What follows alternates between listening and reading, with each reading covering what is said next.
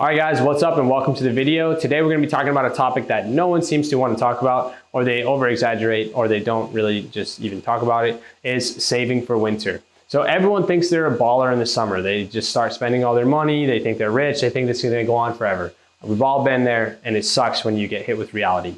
So summertime, you're gonna make a lot of money, great, but what about the winter? From November to March, right? That time period where it's still slow, right before tax season.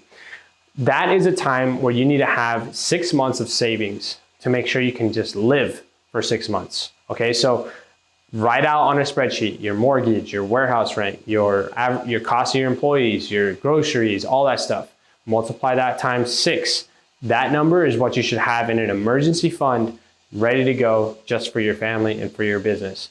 So if you don't have that, focus on saving that first before going out and buying a car, buying a house, buying all this stuff. Have a big savings account before you do anything else. So if you have to work and do keep all your profit from your side hustle and just put it all together, that's what I would recommend, right? How could we have avoided, or how could we have predicted COVID or predicted any of this crazy stuff that happened over the last couple of years, right? So make sure you have your savings account.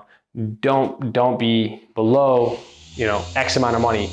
For me, I like to have about 50K saved away. I would love to have that saved away for a rainy day. That would be my ideal goal.